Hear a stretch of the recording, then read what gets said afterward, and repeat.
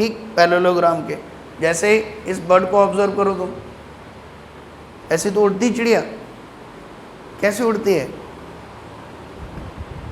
देखो ध्यान से, इसके पंखों को देखो ध्यान से। अगर पंख हटा दिए जाएं तो नहीं उड़ पाएगी ना, यानी कि पंखों से ही ये कुछ मैकेनिज्म करती है।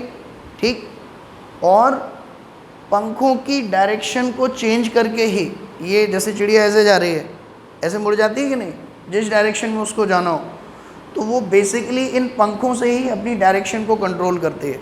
ठीक है, कैसे करती है वो डायरेक्शन कंट्रोल? अगर हम बात करें,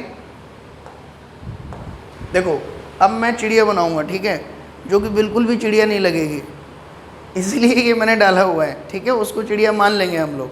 ठीक, तो मान लो कि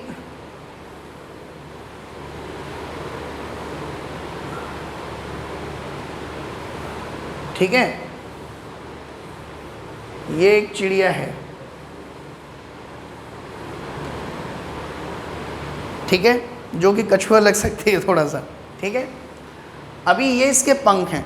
ठीक, ये अपने पंखों से क्या करती है, यहाँ की जो एयर है ऐसे फड़फड़ाती है ना, तो यहाँ की एयर को तेज़ी से पीछे की तरफ खींचती है, लाइक दिस।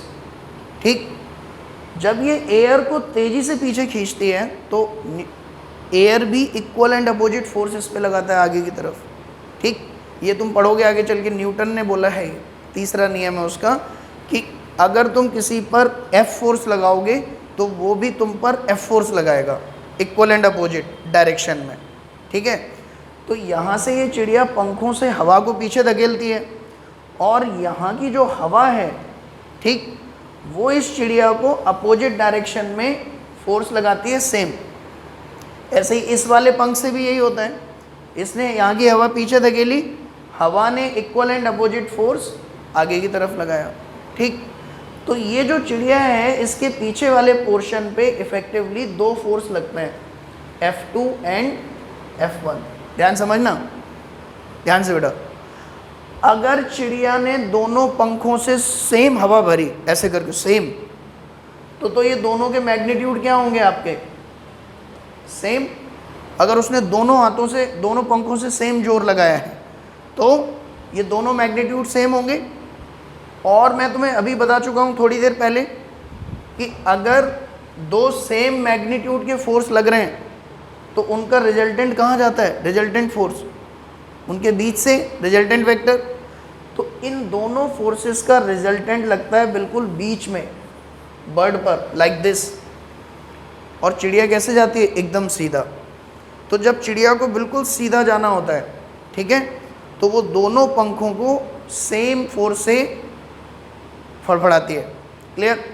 जिससे क्या होता है, सेम अमाउंट ऑफ फोर्स दोनों पंखों पर लगता है, पीछे से एयर की तरफ से उसकी बॉडी पर।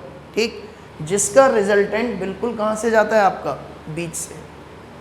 क्लियर है? और चिड़िया सीधी जाती है।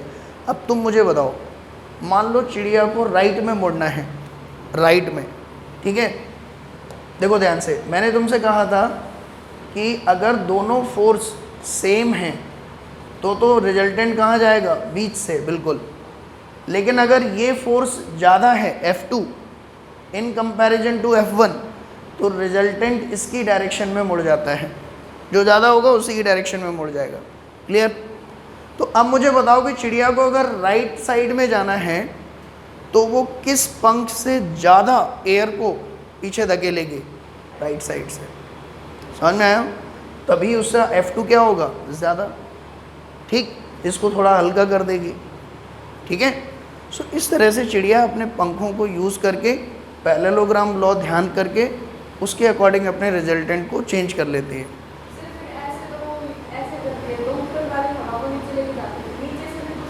कौन सी? हाँ बिल्कुल बिल्कुल भाई, ये तो फोर्स आगे की तरफ लगा। अब जैसे